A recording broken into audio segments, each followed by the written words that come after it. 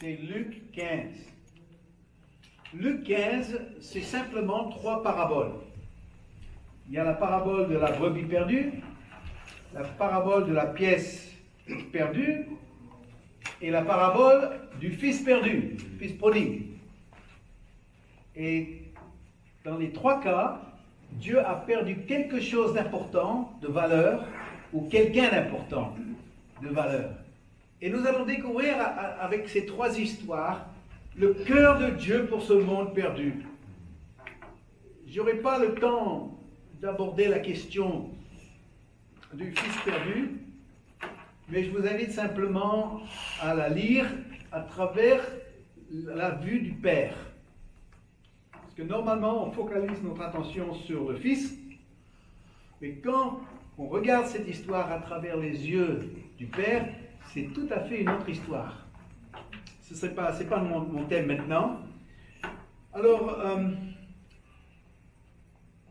ce que j'ai remarqué, et ce qui m'a vraiment posé des questions, c'est que dans ce mouvement de louange qui a vraiment débuté dans les années 80, et que nous connaissons toujours, il y a énormément d'accent sur avoir un cœur pour Dieu. Ça s'exprime à travers notre louange, à travers notre adoration, à travers les chants que nous chantons, des moments de chant de l'esprit. Et tout ça, c'est notre amour pour Dieu. Et ça, c'est merveilleux.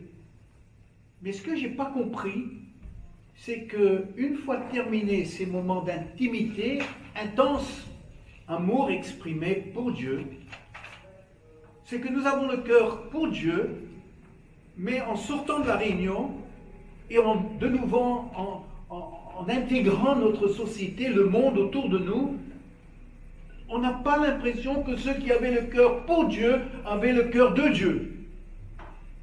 Si vous voyez la différence. Avoir un cœur pour Dieu, c'est l'aimer. Mais avoir le cœur de Dieu, c'est aimer ce monde perdu. Et que combien de chrétiens trouvent leur place dans le monde sans du tout s'inquiéter de ceux autour d'eux qui aujourd'hui ne connaissent pas le Seigneur. Alors, nous avons ici 3 histoires qui nous permettent de découvrir le cœur de Dieu et de dire et de prier, Seigneur, ce cœur-là, je le veux moi. Je le veux moi. La première histoire, c'est l'histoire de la brebis perdue. Cette session, je la consacre à elle. C'est une histoire qui, a priori, est une tendre histoire d'une gentille brebis qui s'égare du troupeau et que, dans son amour pour sa brebis, parce que le berger n'est pas un homme d'affaires, il ne va pas simplement dire j'en ai perdu une, c'est pas grave, j'en ai toujours 90, 99, et puis après tout, eh bien, je vais l'enlever de mes impôts, ce sera une déduction. Non. Chaque brebis avait un nom, chaque brebis était importante. Et alors, il va aller à la recherche de cette brebis et la ramener, la trouver et la ramener. J'ai écrit un livre il y a quelque temps, en français d'ailleurs, qui est disponible auprès de mes éditeurs, intitulé « Les 100 paraboles de Jésus, comme vous ne les avez jamais lues ». Et le problème des paraboles, c'est qu'on les connaît tellement bien, qu'on lit rapidement, on passe rapidement dessus, parce qu'on dit « Oh, celle-là, je la connais ». Mais on ne la connaît pas. Et une des paraboles qui n'est pas connue, tout en pensant qu'on la connaît, c'est cette parabole de la brebis perdue. Parce que justement, on imagine que c'est une belle petite histoire d'une gentille brebis qui s'est égarée, que dans son amour pour elle, le berger va la trouver. Ah non, c'est pas du tout ça. On va la lire, cette histoire-là, et on va voir le vrai sens de cette histoire. Donc ça se trouve dans Luc chapitre 15, et nous allons lire les 7 premiers versets.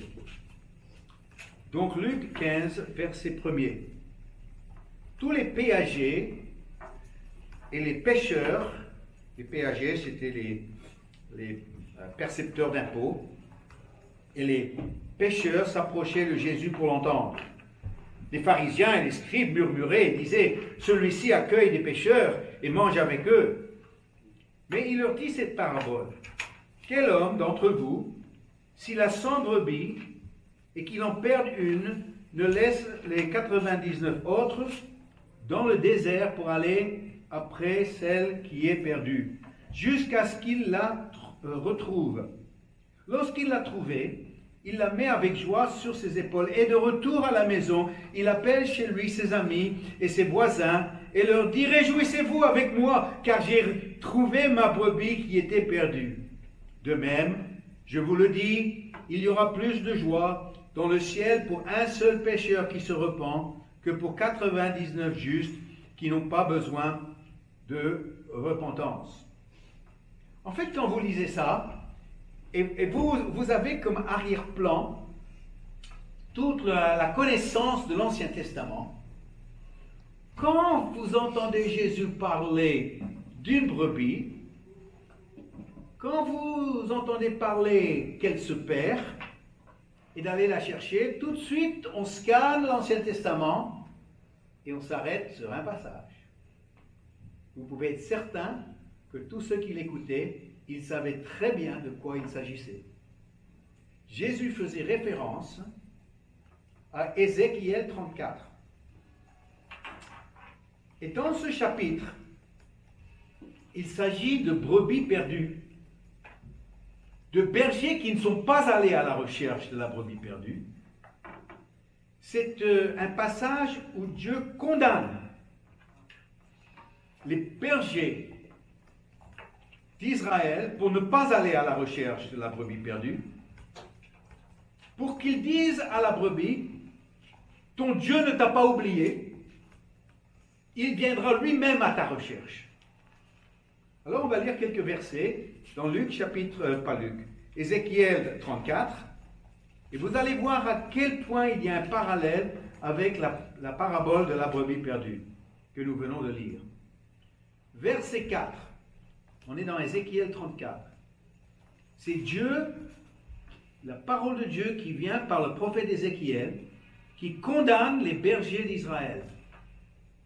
Vous n'avez pas fortifié celles qui étaient faibles, soigné celles qui étaient malades, pensez celles qui étaient blessées. Vous n'avez pas ramené celles qui s'égaraient, cherché celles qui étaient perdues, mais vous les avez dominées avec force et avec rigueur. Verset 6. Mes brebis errent sur toutes les montagnes et sur toutes les collines élevées. Mes brebis sont disséminées à la surface de tout le pays. Nul n'en prend soin, nul ne les cherche. Verset 11. Car ainsi parle l'Éternel, le Seigneur l'Éternel, c'est moi-même qui prendrai soin de mes brebis, et j'en ferai la revue. Verset 12. Comme un berger fait la revue de son troupeau quand il est au milieu de ses brebis éparses, ainsi je ferai la revue de mes brebis, et je les arracherai de tous les lieux où elles ont été disséminées, et un jour de nuée et de brouillard. Et verset 16. Je chercherai celles qui étaient perdues, je ramènerai celles qui étaient égarées, je panserai celle qui est blessée, je fortifierai celle qui est malade, mais je détruirai celles qui sont grasses et vigoureuses, je les ferai paître avec justice. Ici, Jésus reprend cette image, et avec cette image de la parabole de la brebis perdue, il était en train de condamner les pharisiens, les bergers d'Israël, qui ne prenaient pas soin des brebis perdues, qui en fait étaient la raison pour laquelle elles se perdaient. Et en même temps, il disait aux gens qui étaient pécheurs, il dit, ils ne se sont pas occupés de vous, ils ne sont pas allés pour vous ramener, mais Dieu lui-même le fait. Et je suis venu de la part de Dieu pour vous ramener à lui. C'est ça son message. Parce que dans son public, il y avait et les pécheurs et les pharisiens. Cette histoire les cible tous les deux. Vous n'êtes pas allés les chercher. Mais Dieu ne vous a pas oublié. Je suis venu vous chercher. Luc 19, 10 nous dit ceci, car le Fils de l'homme est venu chercher et sauver ceux qui étaient perdus. Ça explique la venue de Jésus. Car le Fils de l'homme est venu chercher et sauver ceux qui étaient perdus. Luc 19, 10. C'est une histoire troublante. C'est pas une gentille petite histoire. Une histoire tendre qui amène une larme à l'œil. Ah non, non. C'est une histoire, j'ai des dure et en même temps remplie de miséricorde. Et on a des conclusions étonnantes, je dirais déroutantes, troublantes, que nous devons tirer parce qu'elles sont là, que nous devons tirer de cette parabole. La première conclusion que je dois tirer de cette parabole, c'est que on nous a appris que Dieu n'a pas de favoris. C'est ce qu'on vous a dit? Eh bien, ce n'est pas tout à fait juste. Parce que nous découvrons que Dieu affectionne une catégorie de personnes plus que les autres. Oui, oui. Okay. Alors, vous allez dire, les Français, certainement. Amen. Gloire à Dieu. Peut-être les Australiens plus que les Français. Non, non, non, vous n'êtes pas d'accord. Vous allez dire, certainement les hommes plus que les femmes, mesdames. Alors, vous indignez, ah non, quand même pas.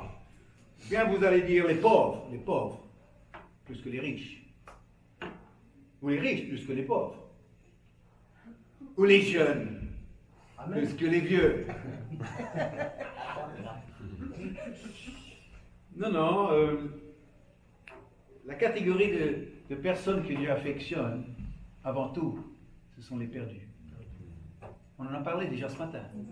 Les étrangers, les ennemis, ceux qui étaient pécheurs, la cible du plan de Dieu. Et nous retrouvons cette réalité dans cette histoire.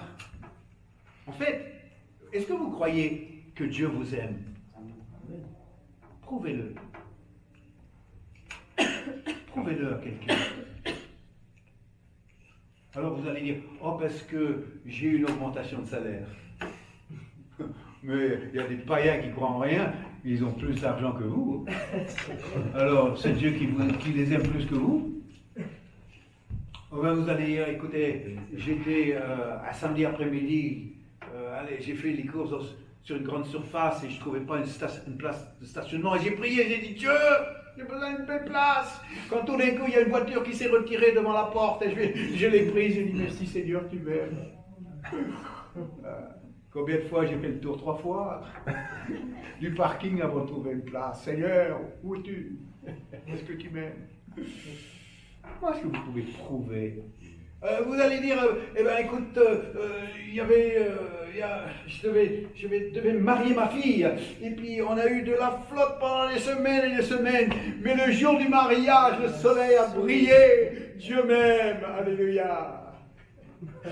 Moi j'ai fait le mariage d'une fille d'un pasteur dans le Nord, sous une pluie battante. Il n'y avait pas de soleil ce jour-là. Dieu ne nous aimait pas? Mariage pluvieux, mariage heureux. Ah bon, c'est dans la Bible ça? Deux Thessaloniciens 5. Voilà, Loïc, tu ne tiens pas, alors dis-moi. Non, il nous a donné des choses qui ne s'achètent pas, comme la paix et la joie. Oui. Et il faut le partager. Écoute, vous savez que bibliquement, il n'y a qu'une seule façon que Dieu prouve son amour pour nous. Une seule façon, une seule façon. Merci, merci. Ça se trouve dans Romains chapitre 5, verset 8. C'est le seul verset qui nous parle de comment Dieu prouve son amour envers nous. Mais Dieu prouve son amour envers nous en ce que lorsque nous étions encore des pécheurs, Christ est mort pour nous. La preuve de l'amour de Dieu pour l'être humain se fait lorsque nous sommes pécheurs, pas lorsque nous sommes maintenant saints, amis et enfants. Étonnant, n'est-ce pas? Nous sommes au bénéfice de l'amour de Dieu lorsque nous sommes avant tout pécheurs. C'est cette catégorie de gens que Dieu affectionne particulièrement au point où il a envoyé son Fils à la recherche de cette catégorie de personnes. Je sais que vous êtes déçus, vous pensez que vous étiez vous-même les favoris de Dieu, les chouchous. Ben non. C'est la personne perdue à qui Dieu prouve son amour. En fait, cette parabole nous dit, accrochez-vous bien, que Dieu est plus intéressé, s'intéresse davantage à vous lorsque vous étiez un pécheur que quand vous êtes trouvé. Il s'intéresse particulièrement à vous lorsque vous êtes pécheur. Ah oui, oui, parce que quand vous êtes pécheur, il va à votre recherche. Et quand vous êtes trouvé, il vous ramène, il vous dépose et il vous laisse. Ah oui, c'est ce qui marque. Il va tout mettre en œuvre pour vous trouver. Pourquoi? Parce que c'est vous qui l'intéresse dans votre état de péché. Et quand vous avez trouvé, eh bien, il vous laisse pour aller chercher quelqu'un d'autre.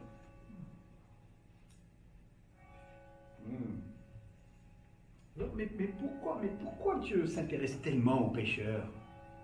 Il faut comprendre Dieu. Nous on n'a pas le cœur de Dieu, donc on ne le comprend pas. Mais nous, qu'est-ce qui nous intéresse, nous? J'aimerais vous poser une question philosophique.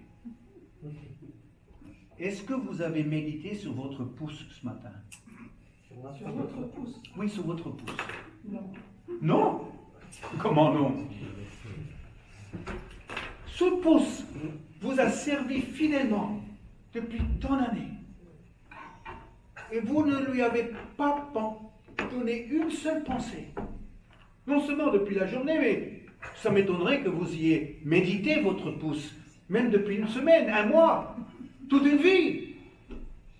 Et pourtant, il est là, il fait partie de vous. Mais je vous assure que si ce matin, à la maison, vous avez fait quelques réparations, et qu'avec un marteau et un clou, il fallait enfoncer le clou, et vous avez raté le clou, et vous avez frappé votre pouce, tout d'un coup, votre pouce aurait eu toute votre attention.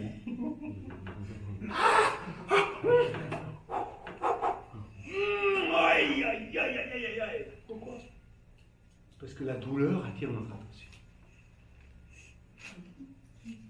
La douleur attire notre attention comme l'état d'être perdu attire l'attention de Dieu.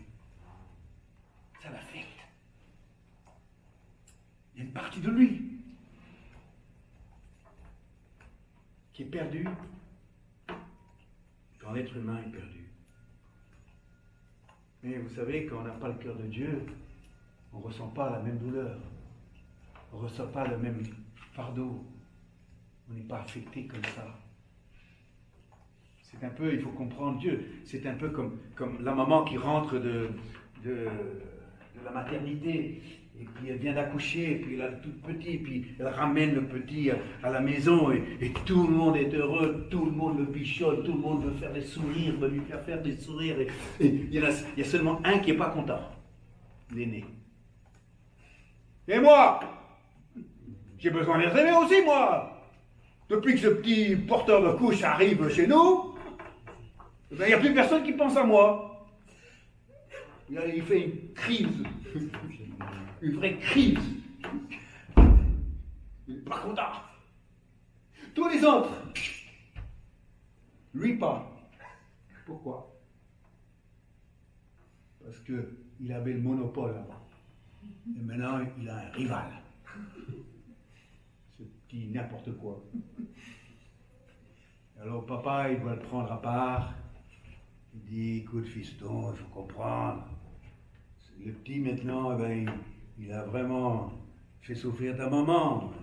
Pendant 9 mois, elle a changé de forme. Et puis, il y avait toutes sortes de choses qui lui est arrivées.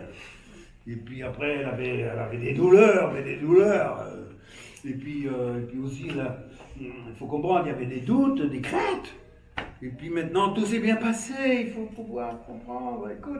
Écoute, toi, t'es plus un bébé. T'es plus un bébé. Arrête tes âneries. T'es plus un bébé. Et là, ça c'est une parole que peut-être Dieu a besoin de nous adresser à nous. Tu n'es plus un bébé. Arrête de tout ramener à toi. Pense à l'autre.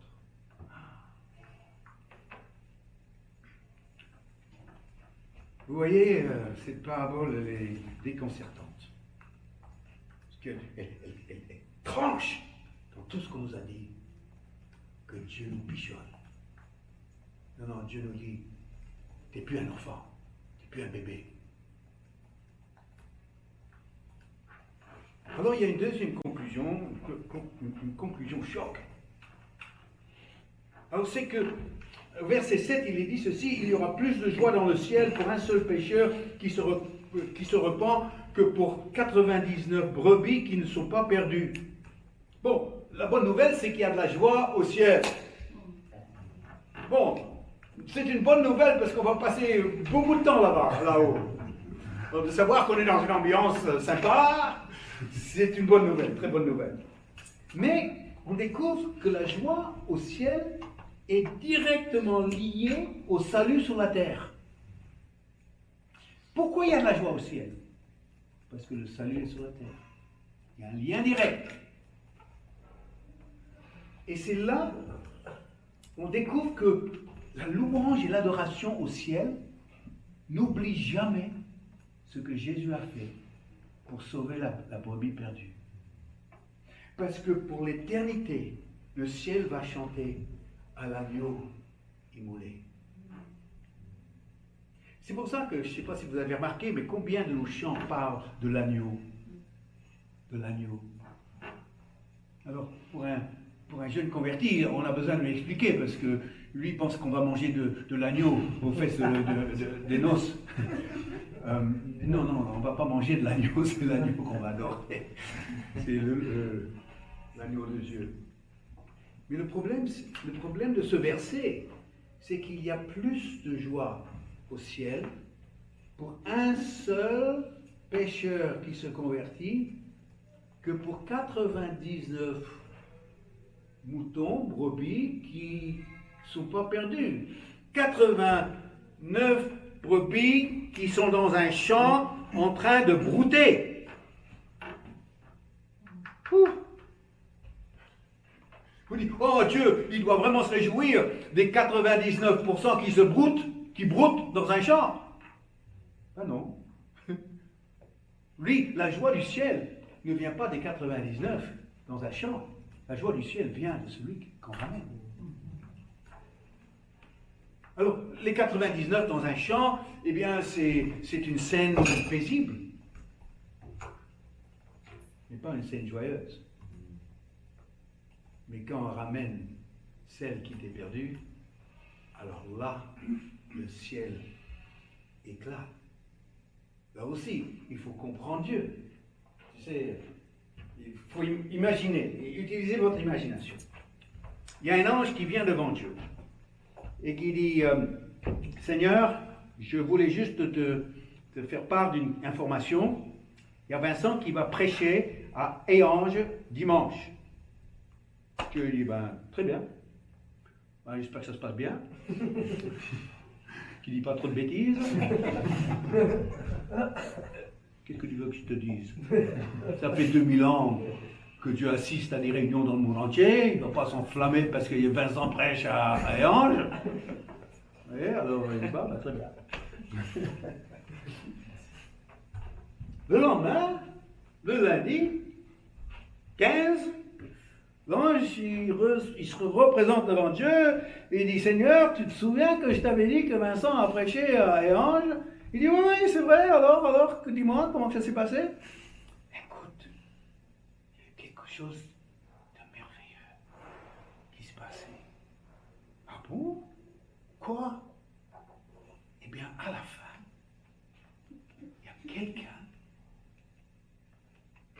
qui a donné sa vie à ton fils Jésus. Tu as dit quoi? Il est né de nouveau? Ben oui.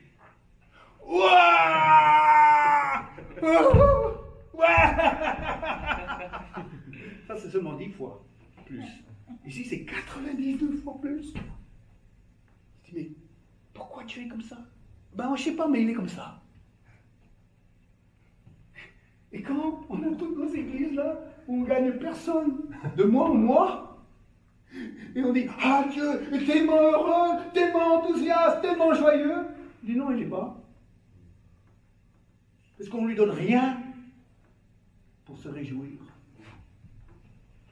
C'est seulement quand on ramène une âme qui entre dans son royaume, qui devient son enfant, qui devient son fils, sa fille, son ami, que là, le Dieu qui est assis devient un Dieu qui danse. Alléluia. Mais nous, on ne se rend pas compte parce qu'on n'a pas le cœur de Dieu. Pourquoi tant de joie quand une seule personne vient à la repentance? C'est parce que quand Dieu a créé Adam, il a créé une seule personne. Et il a déversé tout son amour sur cette personne. Et quand Adam était perdu, a désobéi, et il est parti, il était perdu de Dieu. Dieu avait perdu sa brebis, sa seule brebis, l'objet de toute son affection. Il l'avait perdu. Et tout de suite après, Dieu est allé dans son jardin et il a crié, il a dit, Adam, où es-tu, ma brebis? Où es-tu? Et depuis ce jour-là, dans le monde entier, à travers chaque génération, ce même Dieu crie vers cette humanité. Adam, où es-tu, ma brebis? Où es-tu? Je t'ai perdu. Vous savez que la Bible dit que nous sommes faits à l'image de Dieu. Et si vous voulez comprendre Dieu, regardez de près quelqu'un qui vit la vie d'un homme, une femme régénérée. Et tire de leçons comment est Dieu. En fait, j'ai écrit un autre livre, Les profondeurs du cœur du Père, qui nous parle de ça. Quelle est l'expérience humaine la plus douloureuse qu'on peut vivre? Réfléchissez un instant. Perdre un enfant. Perdre un enfant, je dirais, je vais élargir ça, je vais dire perdre celui ou celle qu'on aime. Hein, c'est l'enfant, mais ça peut être un parent, ça peut être une épouse, un époux, ça peut être quelqu'un qu'on aime. Il n'y a pas une expérience plus triste, plus pénible que ça. Imagine un peu une fille adolescente, 16 ans, ça y est, elle a rencontré le garçon de ses rêves, un garçon à l'école, elle est tombée amoureuse, c'est lui et personne d'autre, elle est heureuse, elle est dans la joie, elle est amoureuse. Quand tout d'un coup elle découvre qu'il l'a plaqué pour une autre fille, qu'est-ce qu'elle dit? Ah, c'est pas grave. La moitié, il y a 8 milliards sur la Terre, la moitié c'est les garçons, je vais bien en trouver un autre. Un perdu qui doit trouver. Ouais. Est-ce qu'elle parle comme ça? Non. Elle rentre à la maison, elle court à la maison, les larmes tombent, elle est en sanglots, elle rentre chez elle, elle passe devant la cuisine, la mère, elle regarde, elle s'affiche, elle monte les escaliers, elle rentre dans sa chambre, elle claque la porte, elle se jette sur son lit, elle est inconsolable. Elle ne mange plus, elle n'étudie plus, il n'y a plus rien maintenant. La seule chose, elle a envie tous les 2 minutes de prendre le téléphone et l'appeler. Elle a perdu celui qu'elle aime. Vincent, t'exagères un peu quand même. Dieu, comme ça? Tu as perdu à ce point-là? Et Jésus a pleuré. Il a pleuré sur Jérusalem.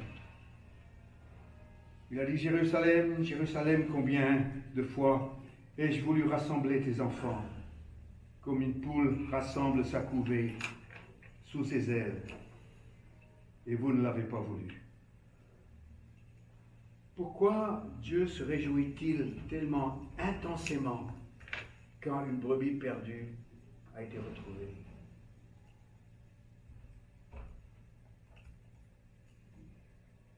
Parce qu'il vit une telle peine quand on est perdu.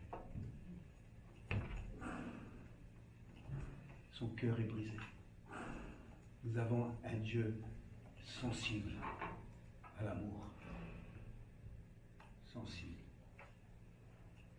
Si je vais vous parler de la parabole du fils prodigue, je vous dirai ma frustration avec cette parabole. Parce que si on a beaucoup de détails sur le retour du fils, on n'a pas de détails sur son départ. À part, il est le cadet, il veut son argent et il s'en va. On n'a aucune indication de comment le père a vécu ça. La seule indication qu'on a, c'est qu'à la fin, quand il revient, il dit à l'aîné, mon fils, ton frère était mort et il est revenu à la vie. Le père vivait un deuil. Son fils perdu était comme un fils mort. Et Dieu lui-même pleure son fils perdu. Est-ce que vous avez vu la passion du Christ, le film? Alors, que les faibles d'esprit ou que les sensibles s'abstiennent. Oui. Il faut des nerfs solides pour le voir. Mais la scène de la mort de Jésus est magnifique. Oh là là. Mel Gibson, il a été inspiré au moment pour communiquer ce qui s'est passé à la mort de Jésus. On voit une vue d'en haut. Jésus sur la croix. On voit la vue d'en haut. C'est le Père qui regarde. Tout d'un coup, au moment de la mort de Jésus, quand il crie son dernier cri et il rend son âme, il y a une larme qui tombe du ciel. Et quand elle frappe le sol, elle provoque le séisme qui déchire le rideau. Et j'ai dit, vous savez, on ne connaît pas le Père. On ne comprend pas ce Dieu que nous adorons et que nous suivons, que nous aimons. On ne le comprend pas. Il pleure un fils. Il pleure une brebis perdue. Telle est sa joie quand elle est retrouvée. La Bible nous dit dans l'Ancien Testament et le Nouveau Testament que Dieu est un berger. Et un berger ne peut pas simplement veiller sur des moutons, un troupeau, sachant qu'il y en a une qui est perdue. Il ne peut pas. La parabole commence, lequel d'entre vous? Il dit ici que nous, on devrait, si on avait le cœur du Père, on aurait la même réaction. Lequel d'entre vous? On ne peut pas simplement veiller sur la communion fraternelle, nos amis chrétiens, quand il y en a une qui est perdue.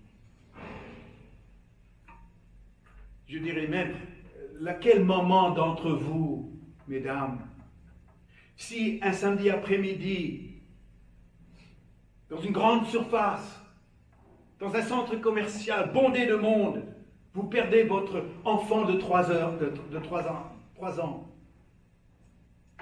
Et tout d'un coup, vous vous rendez compte qu'il s'est séparé de vous, vous avez perdu de vue, vous ne savez plus où il est. Laquelle d'entre vous, vous irez dans un café prendre un cappuccino? C'est pas possible. Vous serez dans tous vos états. C'est le cœur d'une maman, ça. Et Jésus commence l'histoire. Lequel d'entre vous resterez avec les 99 et vous n'irez pas à la recherche de la brebis perdue. Ici, ça nous pose la question, quel cœur avons-nous? Quel cœur avons-nous? Avons-nous le cœur d'un berger ou avons-nous le cœur d'une brebis? Parce que bien curieusement, les brebis, ils ne se rendent même pas compte qu'il y en a une qui est perdue. Vous vous rendez compte? Vous savez, une brebis, s'il y en a 50 ou s'il y en a 10 ou s'il y en a 99 ou 100, ça leur est égal. L'important, c'est qu'elle ne soit pas seule. Mais elle ne les compte pas, elle n'est pas consciente de ce qui se passe autour d'elle. Il n'y a que le berger qui s'en rend compte. Et les brebis sont contents avec la communion des autres brebis et puis la bonne herbe. Mais ça ne satisfait pas le berger. Avons-nous le cœur de Dieu? C'est ma question ce matin. Avons-nous le cœur du berger? Maintenant, moi je suis pasteur. Je suis pasteur de l'âge de 23 ans. C'est important de réunir les chrétiens. La communion fraternelle, c'est important. L'enseignement, c'est important. Je suis le premier à faire ça et à le dire.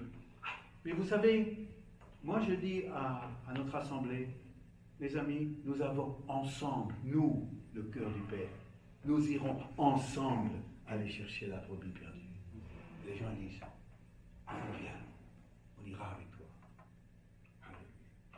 Il est dit ceci, lesquels d'entre vous, et la parabole se termine d'une façon très forte. Alors, elle dit ceci, elle dit, ne va-t-il pas, où est-ce que je le trouve là? De même,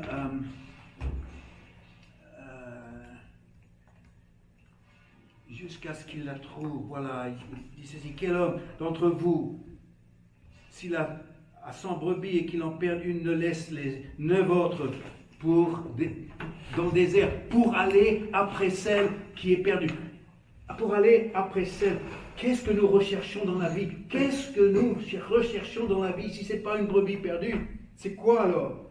Oh, ça peut être une vie confortable, ça peut être une carrière qui réussit, ça peut être la bénédiction personnelle, ça peut être l'argent. Seigneur, pardonne-nous. Qu'est-ce qu'on recherche, nous, dans notre vie chrétienne? Bien, Dieu, lui, il recherche celle qu'il a perdue. C'est ce qu'il fait maintenant.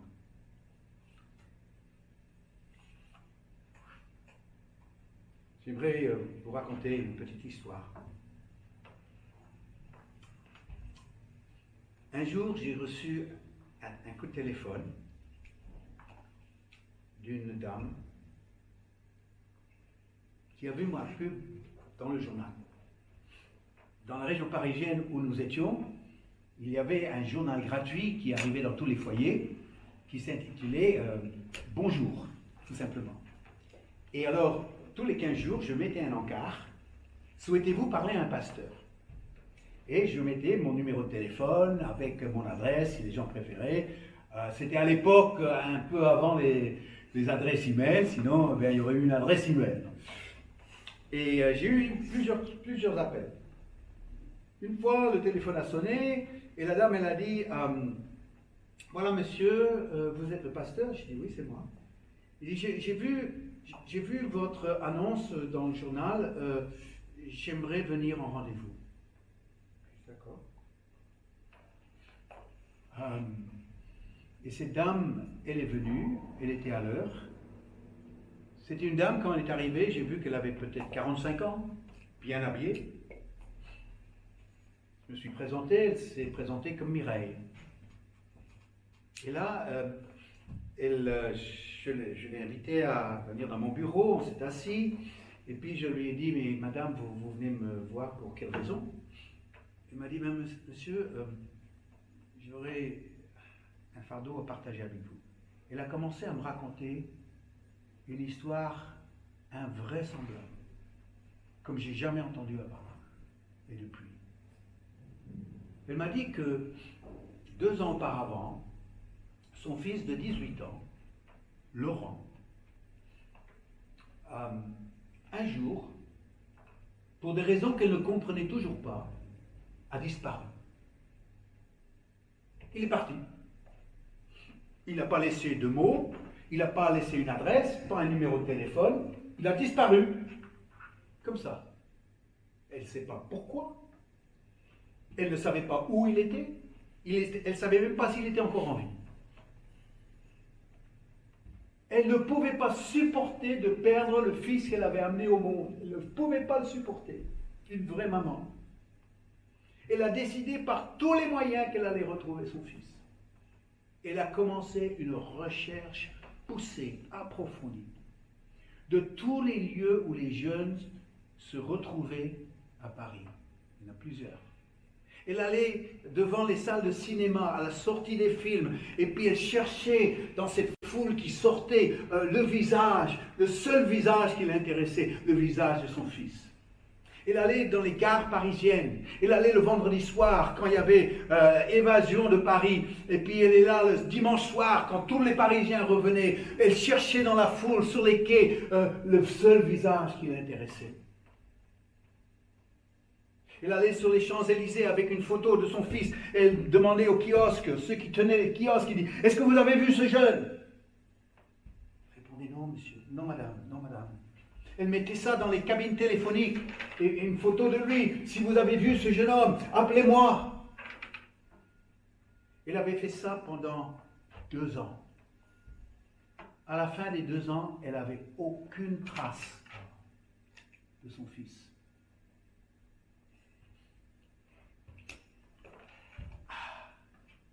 Elle ne savait même pas s'il était encore en vie. Elle avait fait un avis de recherche, la police, ça n'a rien donné. Alors je lui dis, mais alors pourquoi vous êtes venu me voir, madame Mireille? Elle m'a dit, parce que, monsieur le pasteur, il y a 1 semaine, j'ai reçu une lettre de mon fils. Je dis, vous?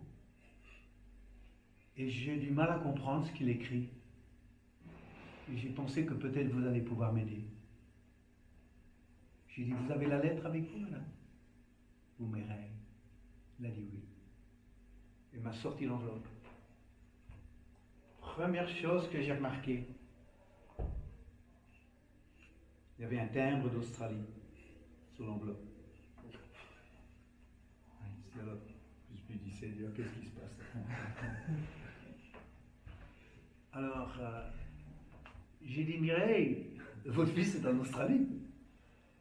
Elle m'a dit, apparemment oui. J'ai dit, vous savez que vous êtes tombé sur un pasteur australien? Il est dans mon pays. Ah bon? J'ai dit, oui. Alors, j'ai ouvert la lettre et j'ai commencé à lire. Je me suis dit, c'est pas possible ce que je disais. Laurent demandait pardon à sa mère pour ce qu'il lui avait fait. Il expliquait qu'il a fui la France parce qu'il devait faire son service militaire. Il ne voulait pas le faire.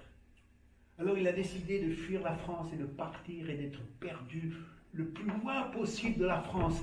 Et il s'est retrouvé à Darwin, au territoire du Nord en Australie. C'est la brousse de la brousse. Si on veut se perdre, c'est là qu'il faut aller. C'est même pas un État. Il écrit qu'il s'est retrouvé là, sans ressources, sans papier, sans amis, sans logement, sans nourriture, sans rien. Il dormait sur les bancs dans les parcs. Car oui, climat très chaud, on peut le faire.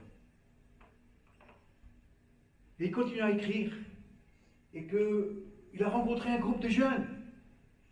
Des jeunes très sympas. Et les jeunes l'ont fait connaître un pasteur.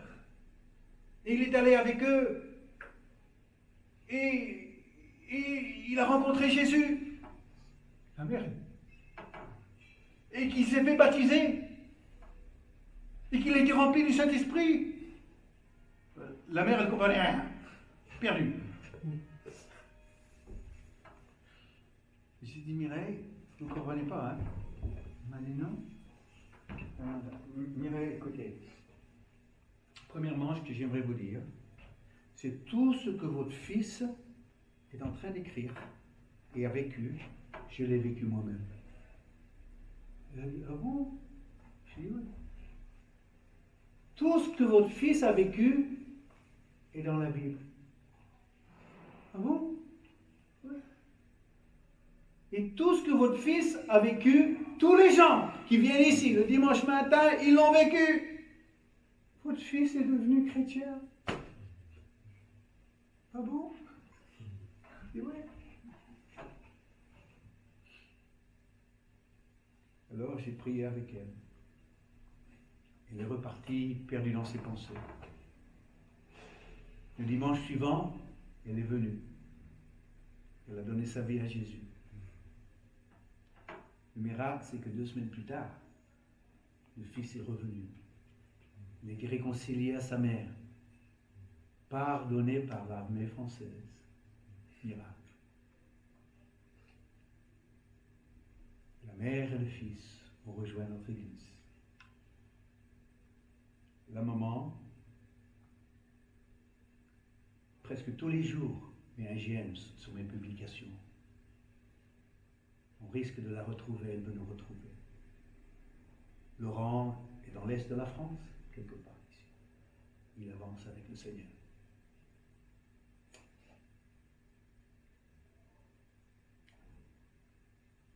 Pendant que Mireille cherchait Laurent dans les rues de Paris, Dieu le cherchait lui dans le désert australien. Et pendant que Mireille cherchait Laurent dans les rues de Paris, Dieu la cherchait elle, dans ces mêmes rues.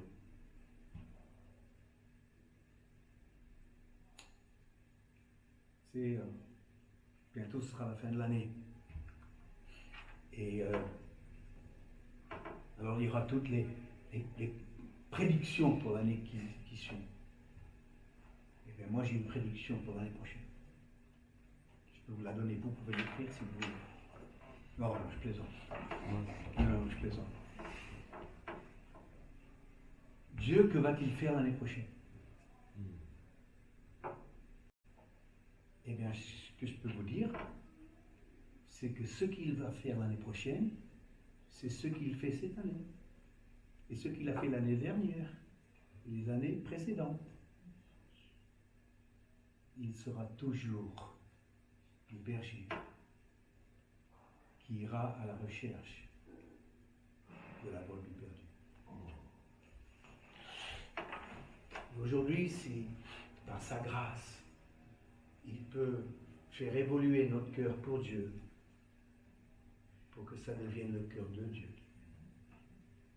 Eh bien, nous verrons ce monde autour de nous, les gens différemment dans la rue. Nous n'allons pas dire, nous vivons au milieu d'eux, ils me respectent, ils me laissent tranquille, je les laisserai tranquilles. Non, non, non. J'irai à leur recherche. Et je chercherai jusqu'à ce que je retrouve une brebis que Dieu a perdue. Alors on va prier ensemble.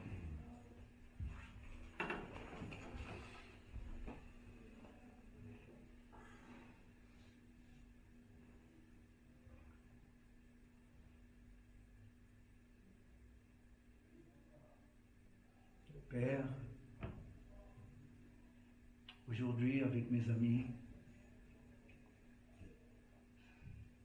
je te remercie. Je te remercie qu'un jour quelqu'un est venu nous chercher. Nous a trouvés là où nous étions perdus.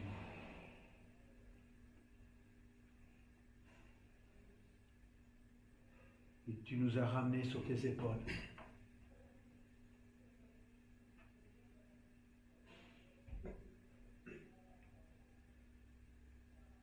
Père, tu n'as pas changé depuis le temps. Tu es toujours celui qui pleure le départ d'une brebis et qui se réjouit intensément à son retour. Oh, combien on aimerait que notre propre cœur bat comme le tien, ressente comme tu ressens les choses.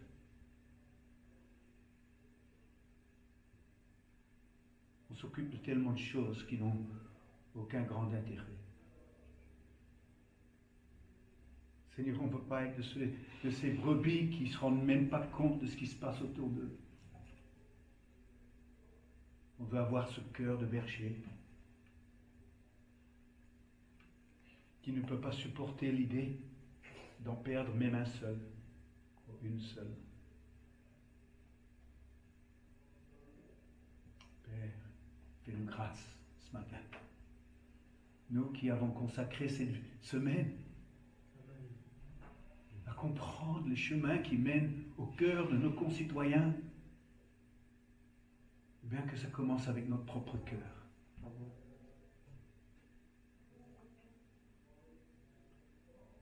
Merci Jésus.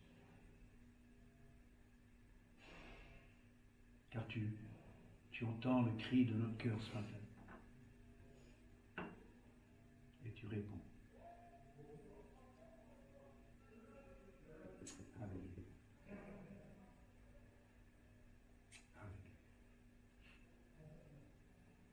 Amen. Amen.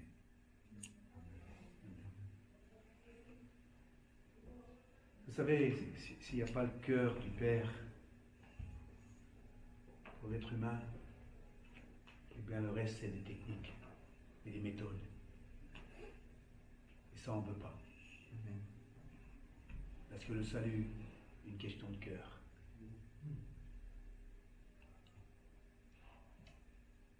Voilà, on va s'arrêter là. Dans la dernière session cet après-midi, on pourrait revenir sur ces questions. Je vais vous demander de revenir sur la journée pour identifier les moments importants pour vous. Peut-être une simple phrase, peut-être quelque chose que vous avez ressenti, c'est pas seulement ce qu'on a entendu. Parfois, les choses qui nous marquent le plus, c'est ce qu'on ressent, plus que ce qu'on entend. En tout cas, soyez conscients de ça.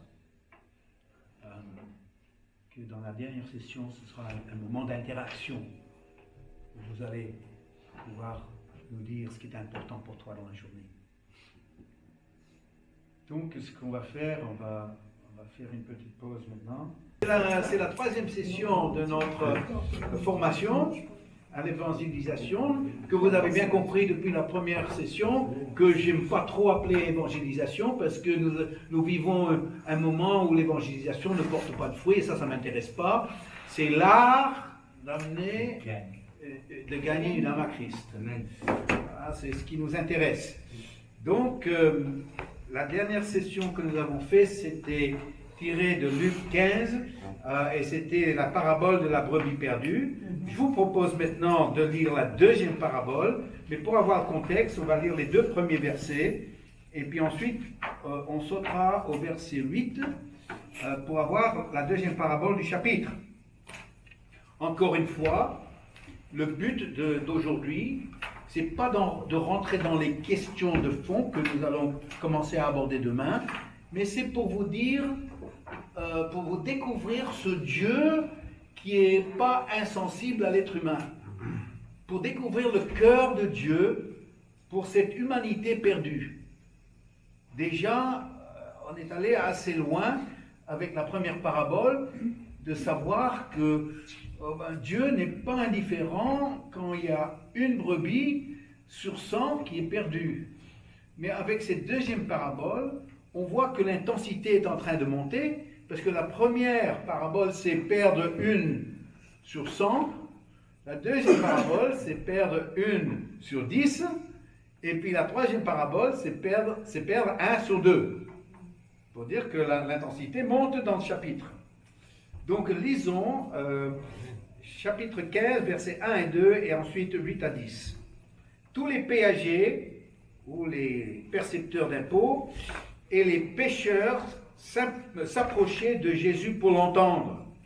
Les pharisiens et les scribes murmuraient et disaient, celui-ci accueille des pécheurs et mange avec eux. Verset 8.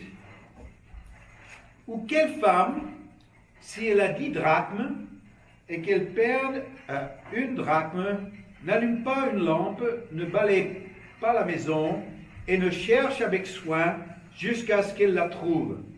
Lorsqu'elle l'a trouvée, elle appelle chez elle ses amis et ses voisines et réjouissez-vous et dit, réjouissez-vous avec moi car j'ai trouvé la drachme que j'avais perdue. De même, je vous le dis, il y a de la joie devant les anges de Dieu pour un seul pécheur qui se repent. Alors, troisième session de la journée après le repas, toujours un vrai défi pour que vous ne vous endormez pas. Je vais devoir puiser profondément dans mes ressources pour animer cette session. Bon, et si vous lisez ça et vous passez à la suivante, souvent c'est le cas, mais il faut s'arrêter, il faut voir le détail. Le secret des paraboles, c'est de comprendre les symboles qui sont utilisés. Si vous ne comprenez pas les symboles qui ont été choisis avec précision par le Seigneur, eh bien vous allez passer à côté de la vraie signification de la parabole. Comprenez que les paraboles, que ce soit une histoire ou une image, ce ne sont pas des histoires vraies. Ce sont des histoires faites de toutes pièces par le Seigneur pour faire passer une vérité spirituelle. Et c'est le cas avec celle-ci. Ça veut dire que tous les détails qu'on retrouve dans la parabole ont une place, une signification dans cette histoire. C'est pas de donner un reportage sur un événement de ce qui s'est passé. Non, Jésus est en train de créer une image ou une histoire pour faire passer une vérité spirituelle. C'est le cas avec cette parabole. Donc, nous avons ici une femme, mais avec cette histoire de cette femme qui va perdre une pièce qui représente quand même une vraie valeur pour son foyer, nous avons la question qui est posée. Alors, quelle valeur l'âme d'un être humain porte pour Dieu? Quelle valeur attache-t-il à l'âme d'un être humain? Cette parabole va nous aider à comprendre cette valeur que Dieu attache à l'âme d'un être humain.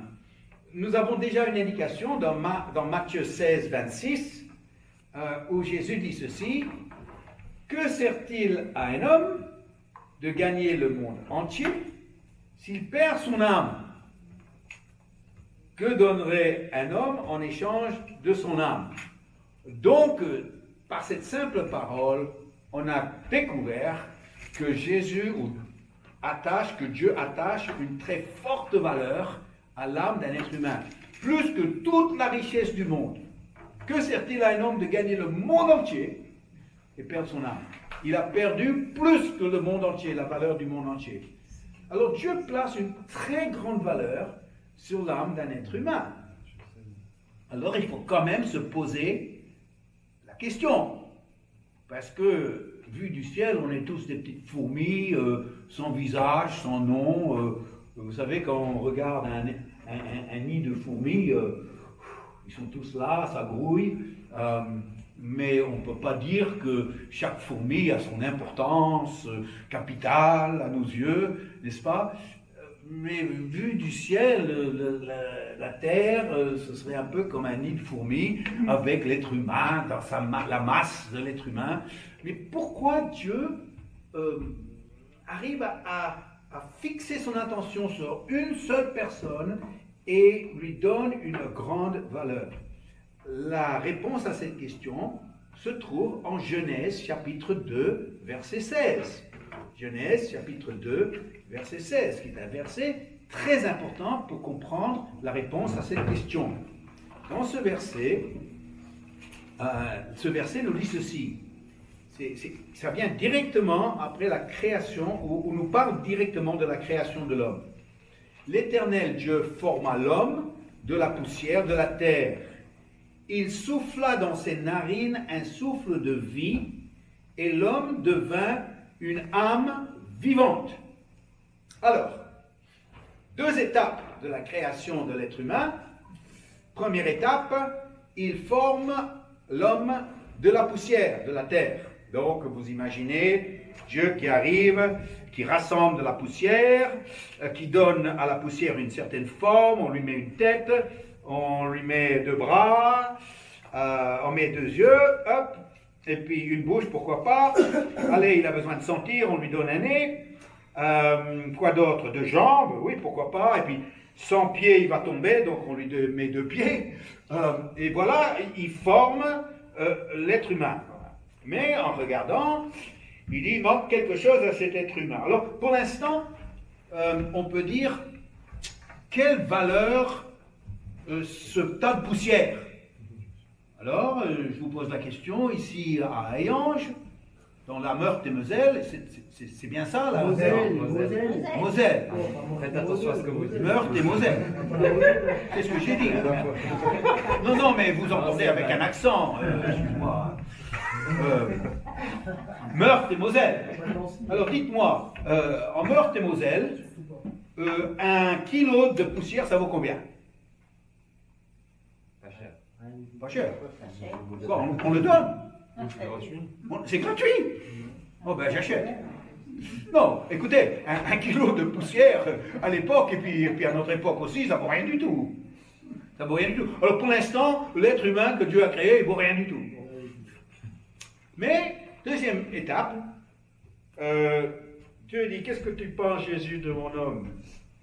Eh ben, bien, il y a un potentiel, sans doute, mais il manque quelque chose, Père. Oui, c'est ce que j'ai trouvé, oui. Il ne vit pas, c'est vrai, c'est vrai. Alors Dieu s'approche de ce sac de poussière, et il souffle le souffle de vie dans les narines qu'il a formées dans la poussière. Il souffle le souffle de vie, et tout d'un coup, ce sac de poussière est transformé en un homme qui devient une âme vivante.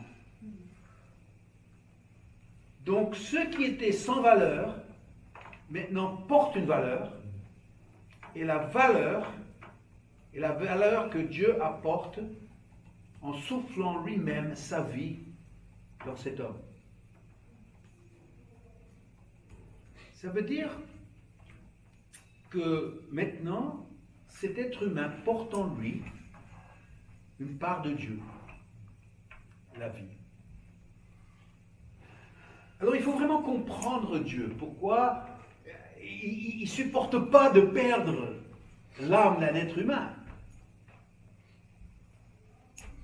Mesdames, je sais que pour vous, vos sacs à main sont de véritables trésors. Vous ne voulez pas que quelqu'un mette son nez dedans. Il y a de toutes sortes de trésors, n'est-ce pas? Mais savez-vous que le portefeuille d'un homme aussi porte des trésors? Et oui, alors je vais voir ce que mon portefeuille pourrait bien porter comme trésor. Alors, est-ce que ce portefeuille a de la valeur pour moi? Ben oui. Premièrement, j'ai quelques billets. Bon, c'est pas ça qui donne vraiment sa valeur. Quelques billets, 5 euros, 10 euros. Oui, mais bon, ça, c'est un petit commencement. Mais il y a aussi, il y a aussi ça. Vous connaissez? Ça, c'est important. L'identité. C'est mon identité. Si je perds ça, je ne sais plus qui je suis. Mais si j'oublie qui je suis, eh bien, il suffit de sortir et dire c'est moi ça. Oui, d'accord, ok, c'est bon. Il y a mon identité qui est là, il ne faut pas le perdre quand même. Et ensuite, il y a un petit truc rose qui est un peu périmé, mais qui est toujours valable. Ça s'appelle un permis de conduire. Avec ça, je peux aller là où je veux. Ça me donne la liberté, la mobilité. Je peux aller, je ne sais pas, dans le sud du pays, je peux aller dans d'autres pays. Je peux traverser le monde avec ça, il ne faut pas que je le perde quand même, je perds ma liberté. Ça, c'est très important. Quoi d'autre là? Oh oui, ça. Vous connaissez? Ah, ça c'est ma santé. Ah, je ne veux pas perdre ma santé quand même. Ah non, ce serait trop bête. Et c'est pas terminé parce qu'il y a ça. Ça, c'est la clé de ma considérable fortune. Avec ça, chaque fois que je joue, je gagne. C'est extraordinaire. Oh là là, je perds ça, je suis mal. Mais c'est pas ça qui a le plus de valeur dans mon portefeuille. Parce que ce qui a le plus de valeur, c'est ça. Elle m'a coûté cher, celle-là. Il ne faut pas que je la perde, quand même. Depuis 46 ans, l'argent que j'ai dépensé pour elle. Si je la perds, je perds tout ça. Oh là là là là là là. Alors vous voyez, s'il y a une chose que je ne veux pas perdre, c'est ça.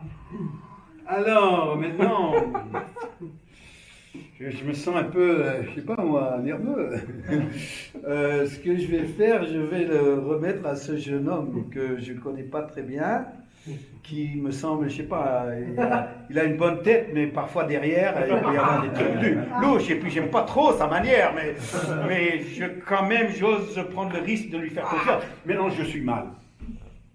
Je me sens nu. J'ai perdu, qu'est-ce que je viens de perdre? J'ai perdu mon identité, j'ai perdu ma mobilité, ma liberté, j'ai perdu ma richesse, j'ai perdu ma femme, j'ai perdu ma santé, j'ai tout perdu là. J'ai tout perdu. Alors tout d'un coup, ma relation avec tout le monde vient de changer.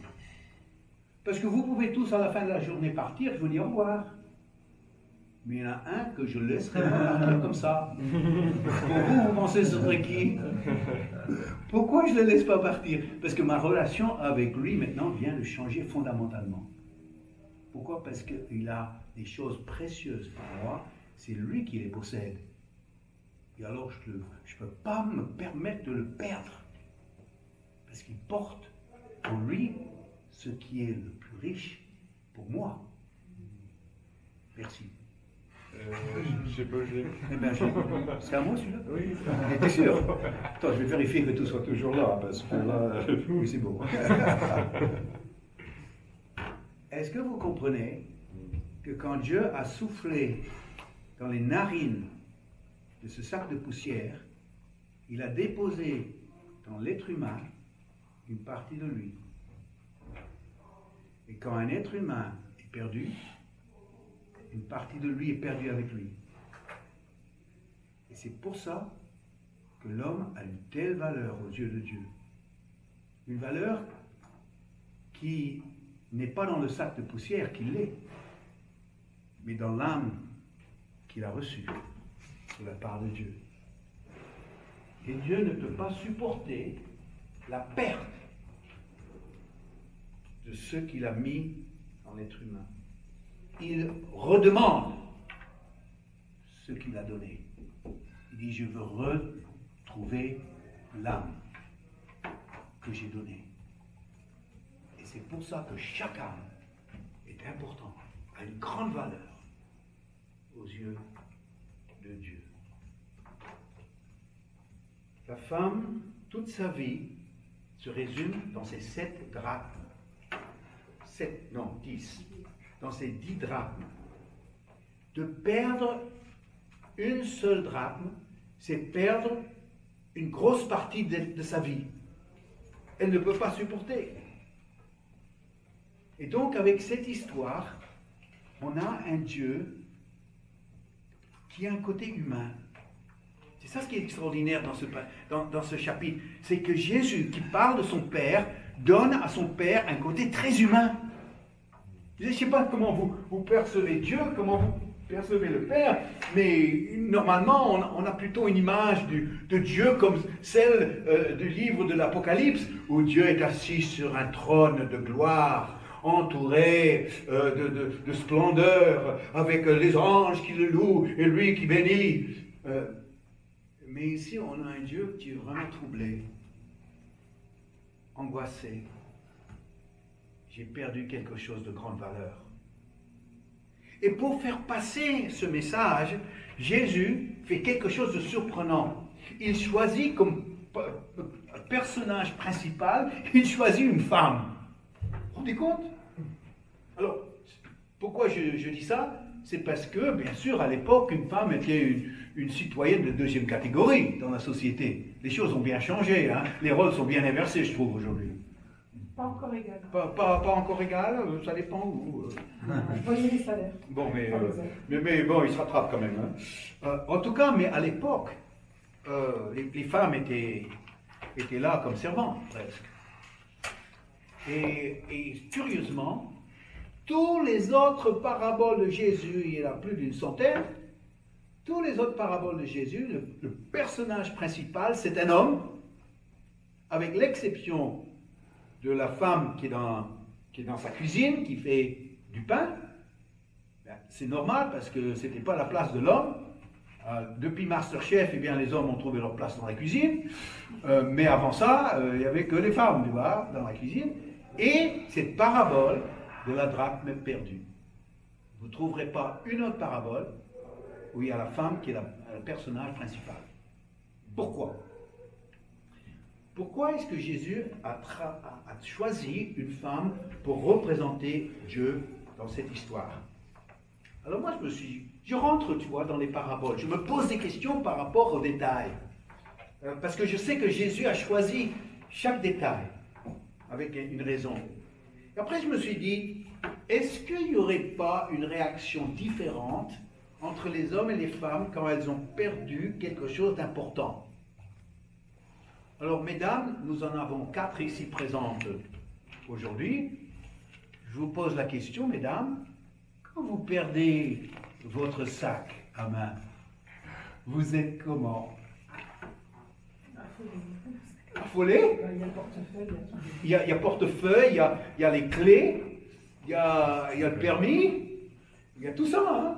Tout ce que je vous ai montré dans le portefeuille d'un homme. Est-ce que vous avez l'attitude, bah écoute, c'est un sac, il ne faut pas trop se mettre dans tous ces états, je le remplace aux prochaines soldes. Est-ce que vous prenez ça philosophiquement, mesdames? Non, c'est ce qu'il y a dans le sac qui est important, Ah, c'est pas le sac. vous- Ça dépend pour qui, hein. Est-ce qu'il n'y a pas une réaction? Ah, j'ai perdu mon sac! Non, il n'y a pas, c'est pas comme ça en Nouvelle-Calédonie. Non. Ben, je t'assure. Il prie, oui, là, il prie. D'abord, il prie et après. Écoutez, ça c'est la différence. Bon, vous allez m'appeler sexiste, mais j'ai quand même remarqué une différence entre les femmes et les hommes. Les femmes sont beaucoup plus expressives quand ils paniquent. Les hommes, tu vois, les femmes c'est l'explosion. Les hommes c'est l'implosion.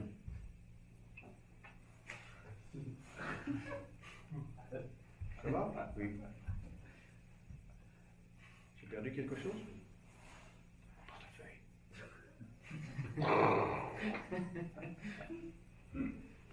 Et moi je me suis dit, je me demande si Dieu n'a pas plutôt une réaction qu'une réaction comme ça. Que Dieu ne manifeste pas davantage son trouble, son affolement, son angoisse.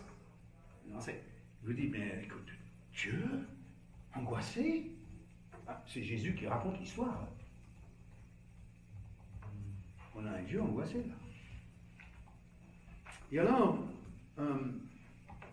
on découvre ici que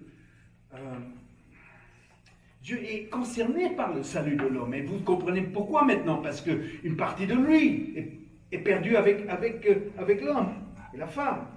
Et Dieu a dit ceci, car Dieu veut que tous les hommes soient sauvés et parviennent à la connaissance de la vérité. Et maintenant, vous savez pourquoi? Parce que tous les hommes et les femmes portent une partie de lui.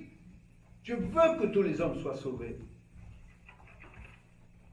Alors cette femme qui vit une réaction très forte va commencer une recherche très forte. Parce qu'une réaction très forte produit une action très forte. Et cette femme, elle va commencer une recherche forte pour retrouver quelque chose d'important pour elle, afin qu'elle retrouve ce qu'elle a perdu. Rappelez-vous que cette femme représente Dieu. Alors, dans l'histoire, nous découvrons que cette femme va faire une recherche qui sera marquée par 4 choses. La première, c'est qu'elle cherche avec soin. Elle est paniquée, elle ressent l'affolement. Elle est extrêmement angoissée. Ce qu'elle a perdu a une extrême valeur pour elle, mais elle va chercher avec soin. C'est un bon conseil. Quand vous avez perdu quelque chose d'important, il faut avant tout, qu'est-ce qu'il faut faire? Avant tout, qu'est-ce qu'il faut faire? Alors, Aurélia va dire prier. Oui, ben. Ok. Après avoir prié, qu'est-ce qu'il faut faire? Ben, vous avez tous perdu à un certain moment quelque chose d'important, je crois. Hein? Alors, est-ce que c'est tout de suite aller chercher partout? Non. Il faut s'asseoir. Il faut se calmer. Et il faut essayer de se rappeler la dernière fois que tu l'avais en main. Qu'est-ce que je l'avais en main la dernière fois? Qu'est-ce que je faisais avec? Et à partir de ce moment-là, peut commencer une recherche méthodique, systématique, quelque chose de chercher avec soin. Alors quand vous perdez quelque chose, vous dites, ah ça y est, je crois qu'il doit être au fond du canapé. Parce que souvent à la maison, quand on perd quelque chose, c'est au fond du canapé. Alors vous retirez les coussins, et le voilà, il est là, il vous attend. Et si c'est pas dans les coussins, eh bien il faut retourner le canapé, enlever la toile, vous allez le trouver là.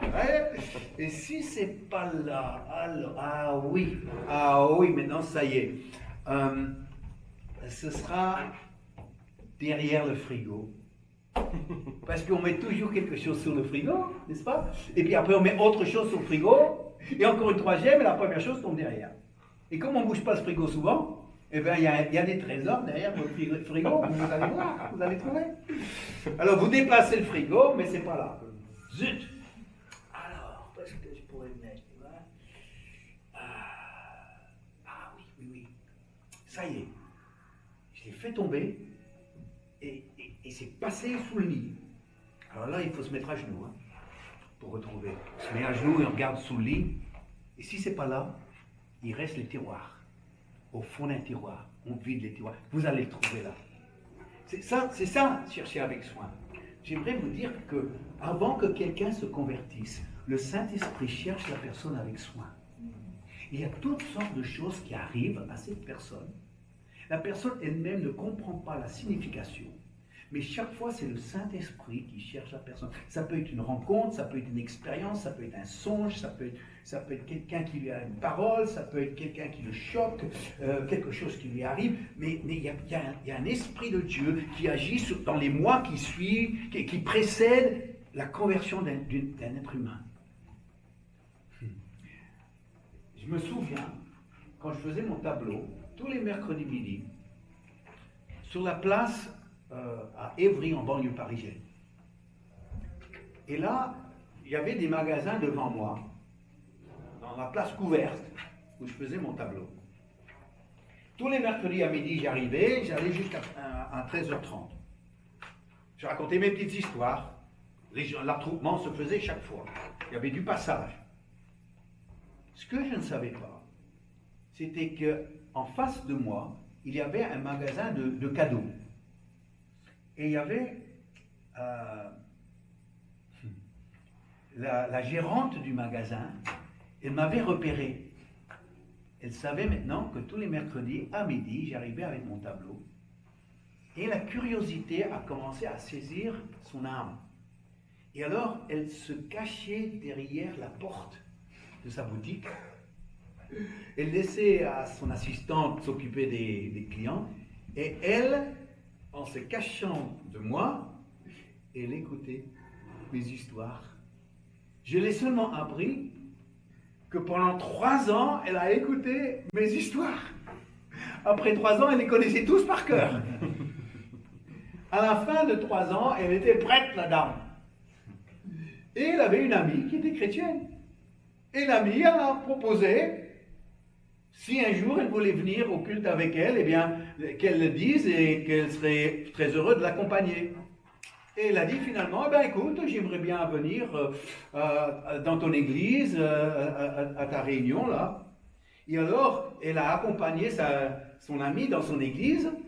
Et en arrivant à l'église, ils sont arrivés quelques minutes en retard. À sa stupéfaction, elle a découvert que le pasteur qui conduisait la réunion, c'était l'homme qu'elle écoutait depuis 3 ans. C'était moi.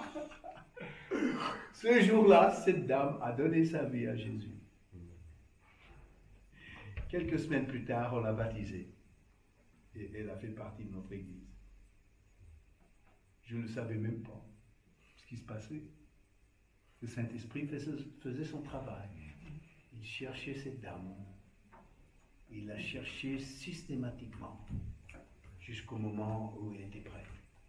Faites confiance à l'Esprit de Dieu parce qu'il est agissant. Même quand vous ne le voyez pas, il prépare la chose. Comme les 9 mois d'une femme enceinte qui précède le jour de la naissance. Alléluia.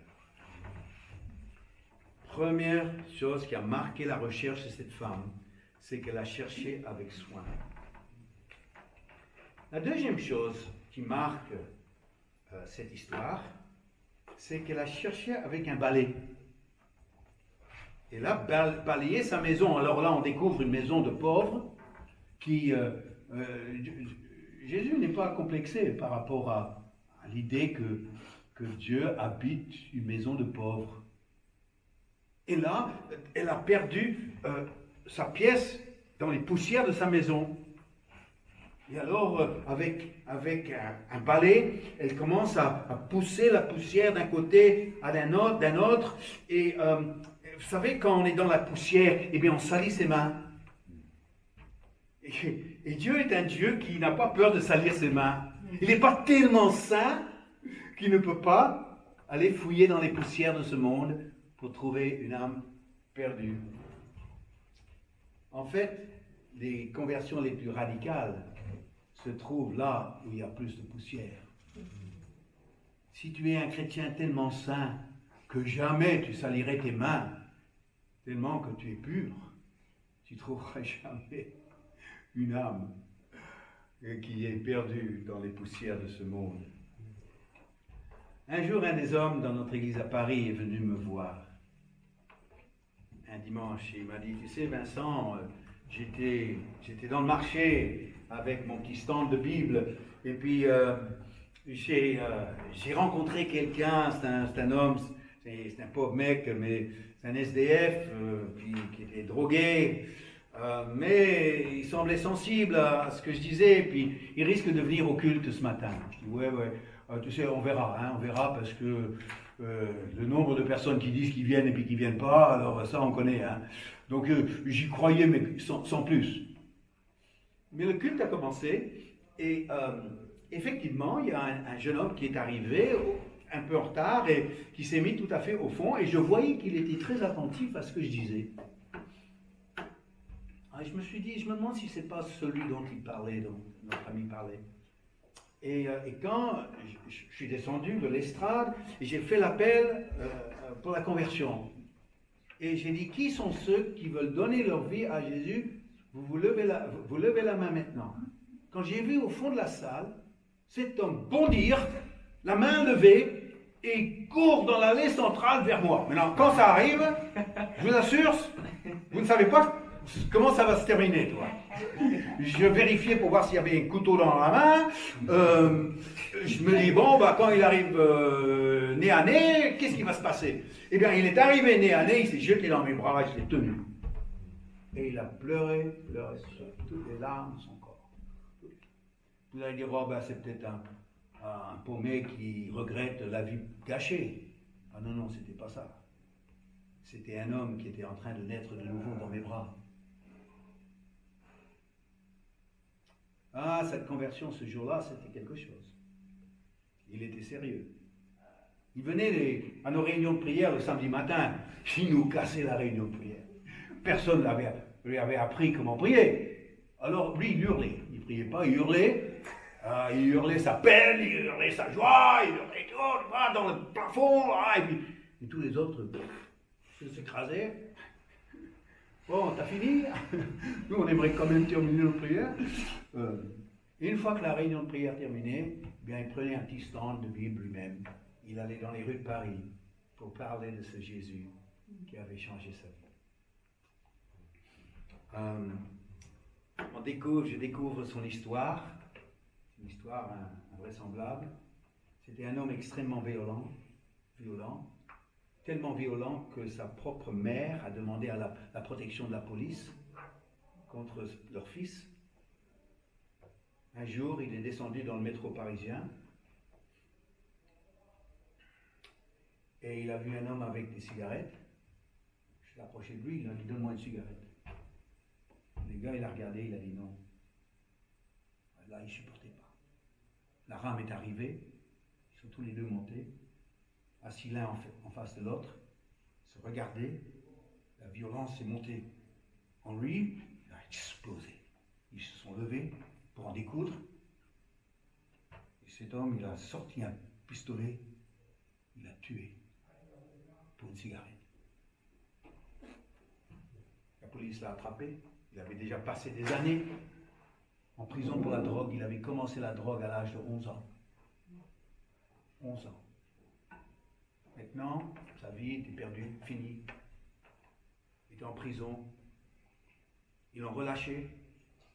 Il dormait là où il pouvait dormir.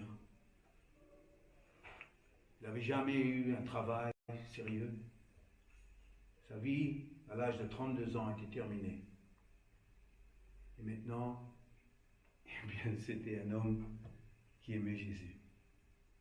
Il y avait du chemin à faire encore, mais ça avait bien commencé. Un jour, j'étais à mon bureau dans le 13e arrondissement, et puis il y a une grosse Jaguar qui s'est arrêtée devant le bureau. Et un homme digne avec un beau costume est sorti. Et derrière, qui je reconnais? Mais son fils, justement, ce drogué qui venait de se convertir. Et il rentre. Le père est rentré, c'était justement son père. Il m'a dit, vous êtes monsieur Esterman? Et j'ai dit, oui, c'est moi. Il a dit, eh bien, monsieur, notre fils a mené à ma femme et moi un enfer depuis 22 ans. Il a été suivi par les hommes et femmes les plus professionnels de cette société. Et quand il est sorti de la prison, il était dans un pire état. Pire état, personne ne pouvait l'aider. Jusqu'à ce qu'il ait rencontré vos gens, il m'a dit. Jusqu'à ce qu'il ait rencontré vos gens. Il m'a regardé dans les yeux. Il m'a dit, vous m'avez redonné mon fils. Il m'a serré dans les bras. Eh bien, cet homme dont je vous parle, il est ici aujourd'hui. C'est Louis, au fond de la salle. Hein, Louis, c'est ton histoire.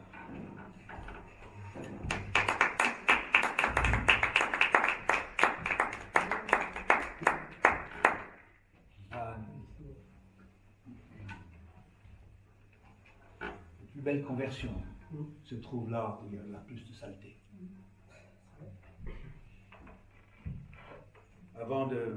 Louis venait dans les rues de Paris avec moi, avec mon tableau.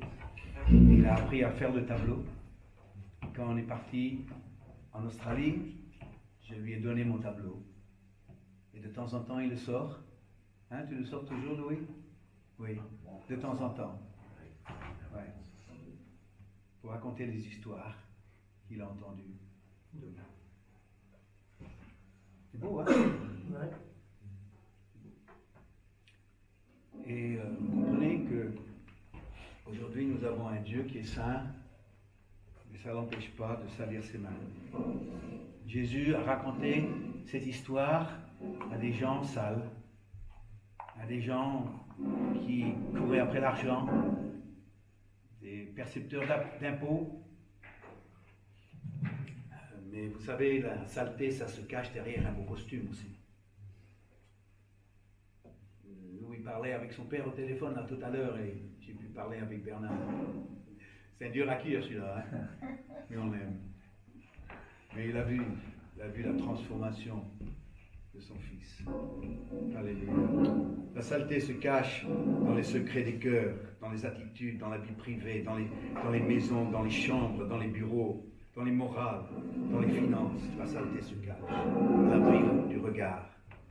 La femme, elle a poussé la poussière à droite, à gauche, partout, pour essayer de trouver, jusqu'à ce qu'elle la trouve. La troisième chose qui va marquer sa recherche, c'est qu'elle a cherché avec une lampe. Elle a allumé une lampe. Alors, dans une main, elle avait le balai, dans l'autre main, elle avait une lampe. La lampe, c'est une image de l'Église. De l'Église. Alors, ce que je dois vous expliquer, c'est qu'il existe des lampes de filles et des lampes de garçons. Est-ce que vous savez ça? Ah oui. Alors, une lampe de fille, ce sont les lampes que nous avons dans notre salon à la maison. Il y en a une là, une là, une là et une là, et on ne voit toujours pas clair. Parce que la lampe, c'est pas pour vraiment éclairer, c'est pour donner de l'ambiance. C'est pour être romantique. C'est pour l'effet. Et puis, au contraire, une lampe de garçon, c'est le spot dans l'abri. Tu vois, là, il n'y a aucune ambiance. Mais au moins, on sait voir ce qu'on fait. Alors, une église, qu'est-ce qu'elle devrait être? Une lampe de fille ou une lampe de garçon? Moi, j'aime l'ambiance de l'église. J'aime l'ambiance de la présence de Dieu, cet amour qui est partagé. Mais la lampe, la lumière qui doit dégager d'une église, c'est pas pour créer une atmosphère pour les chrétiens. La lampe qui dégage de la vie de l'église, c'est pour éclairer ce monde plongé dans l'obscurité, afin de pouvoir trouver la pièce perdue. Vous me suivez? Sans la lampe allumée, tout est plongé dans l'obscurité. Ce monde est dans les ténèbres. Dieu, pour travailler, il a besoin de la lumière comme le dentiste a besoin de la lumière. Quand tu vas chez le dentiste, il dit asseyez-vous. Ensuite, il dit ouvrez la bouche. Vous ouvrez la bouche. Que fait-il après? Il ramène la lumière. Pourquoi? Parce que c'est noir dans ta bouche. Et il a besoin de la lumière pour bien travailler. Sinon, il vous arrache la mauvaise dent. Oh, désolé. Oh, je me suis trompé. Alors, il arrache une autre, mais c'est pas la bonne, parce qu'il n'a pas de la lumière. Jamais 203. Dieu a besoin de la lumière pour travailler. Il allume une lampe qui s'appelle l'Église, pour que Dieu puisse, avec la lumière qui dégage de l'Église, trouver la pièce qu'il a perdue dans le noir de ce monde. C'est le but de l'Église. La quatrième chose qui va marquer la recherche de cette dame, c'est qu'elle va chercher jusqu'à ce que. C'était la même conclusion qu'avec le berger qui cherchait la brebis perdue. Il a cherché jusqu'à.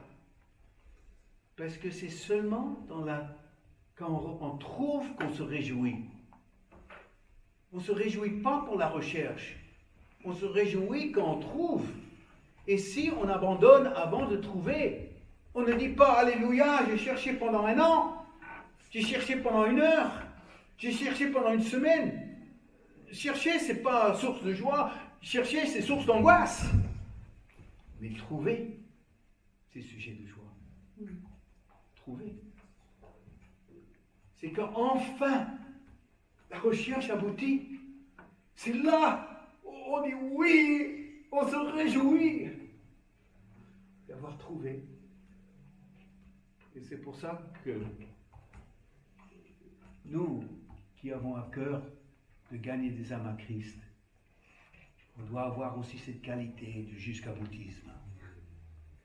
Cette qualité qui dit, je ne lâcherai pas jusqu'à ce que je trouve une âme perdue. Je ne me contente pas de distribuer des prospectus, je ne me contente pas de témoigner dans la rue des heures et des heures. J'ai besoin de trouver une âme perdue. Alors, la fin de l'histoire est tellement belle de cette histoire. J'aime tellement un happy ending. Et vous, est-ce que vous aimez les happy endings? Moi, oui. Des histoires qui se terminent tristement, ben non merci. Les drames psychologiques qu'on voit à la télé, à la fin, on a envie de, je sais pas, on a envie de se supprimer, tu vois. Après avoir vu ce film-là, on dit, bon, ben, écoute, je vais peut-être prendre des cachets ou quelque chose, tu vois. Non. Ici, avec Dieu, ça se termine bien. Avec Dieu, ça se termine bien. Et c'est le cas pour cette histoire, dans cette histoire. Cette femme a perdu quelque chose de grande valeur à ses yeux. Et elle sait que c'est quelque part dans cette maison obscure, qu'il n'y a pas de lumière. Alors elle commence sa recherche. Elle est troublée, mais elle sait que ce n'est pas en s'affolant qu'elle va trouver, mais c'est seulement en s'appliquant méthodiquement qu'elle va pouvoir trouver. Alors elle prend son balai, elle prend sa lampe, elle va de pièce en pièce, elle bouge les quelques meubles qu'elle a, elle bouge la poussière d'un côté, d'un autre côté, et encore un autre côté. Et enfin, qu'est-ce qu'elle voit? Elle voit le reflet de quelque chose dans la poussière, le reflet de la lumière. Alors elle plonge sa main dans les poussières, elle retire la pièce, elle l'a. Oh, la joie. Elle court à la fenêtre, elle crie à ses voisines. Elle qui était toute seule dans la recherche, maintenant, il y a cause pour rassembler et fêter ça ensemble. Elle les appelle, ses amis, ses voisines, venez, on va faire la fête. J'ai retrouvé ma drague perdue. Et puis, pour la fête, elle dépense sa drague perdue. Ça, c'est bien une femme, ça. Dieu est comme ça. Dieu a préparé une fête. Ça s'appelle le ciel. Oui. Et tous ceux qui viennent pour célébrer les retrouvailles de la pièce, eh bien, vont participer à la fête. Ce sera quelque chose, la fête. Quand viendra le jour où nous quitterons cette terre et nous rentrons là-haut. Ah, moi j'ai hâte de ce jour-là, je vous le dis tout de suite. Moi, j'imagine déjà, je monte à la réception. Ben voilà, je suis là. J'ai dit... le livre de vie, vous pouvez l'ouvrir? Je suis là. Oui, Esterman, eux. Oui, non, pas Albert, pas Georges, non. Lui, ça. Oui, c'est moi. Je peux rentrer? Oui, merci. Je rentre et... D'abord, oh là, ça n'a rien à voir avec ce que j'ai lu dans l'Apocalypse, c'est encore beaucoup plus, wow. Alors après être ébloui de ce que je vois, je commence à regarder les visages et je commence à reconnaître. Je dis, toi, t'es là? J'aurais jamais cru, ça, c'est la surprise. Waouh! Alors, il t'a trouvé où? Il m'a trouvé au fond du canapé. Et toi, il t'a trouvé où? Il était derrière le frigo. Et toi, il t'a trouvé où? Il m'a trouvé au fond d'un tiroir. Finalement, peu importe où il te trouve et comment il te trouve, l'important c'est qu'il te trouve. Vous savez, ça c'est notre Dieu. Vous pouvez capter ça, qu'il est impliqué dans le salut d'un être humain. Parce qu'il veut retrouver la partie de lui qu'il a mis en nous. On va prier.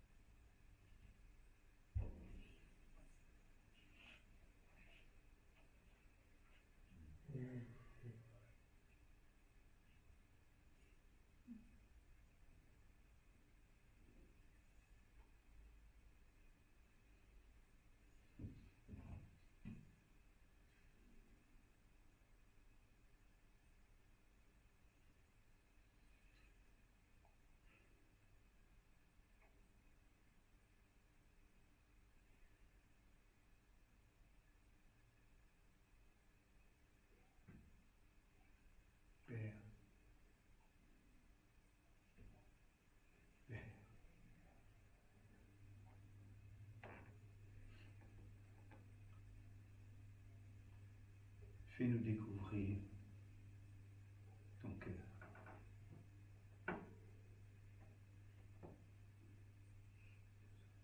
Fais-nous découvrir ton cœur.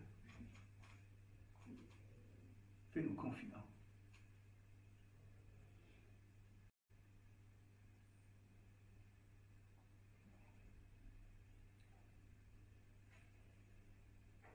Laisse-nous entrer là, dans le lieu secret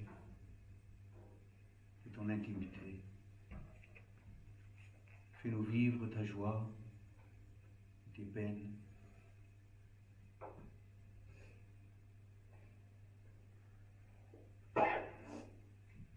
Nous voulons être un peuple qui n'est pas insensible à ce que tu vis en relation avec nous, l'être humain.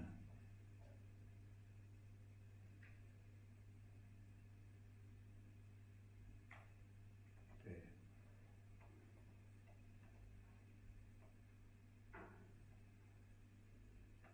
te remercions pour cette recherche que tu as entreprise pour chacun d'entre nous, que tu as estimé nos vies d'une grande valeur, que tu ne voulais pas perdre.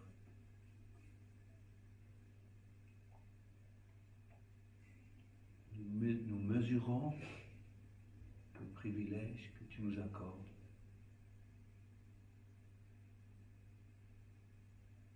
Et fort de ça,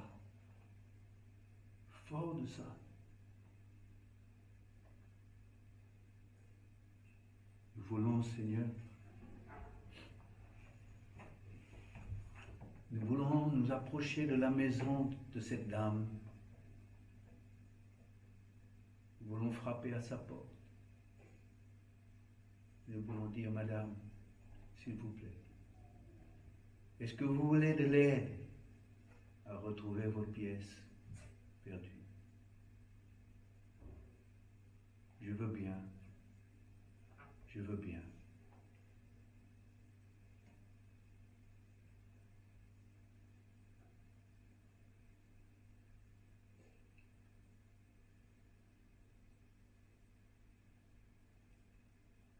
Je veux bien.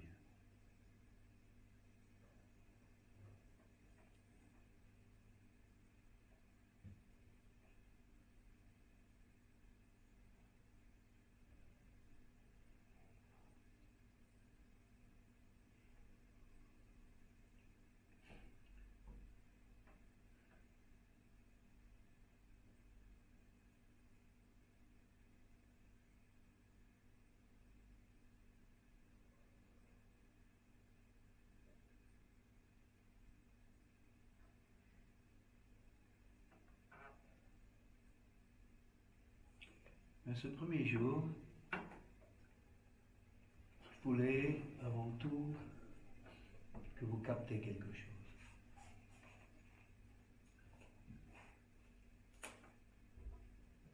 Parce que gagner une âme à Christ, c'est avant tout une question de cœur.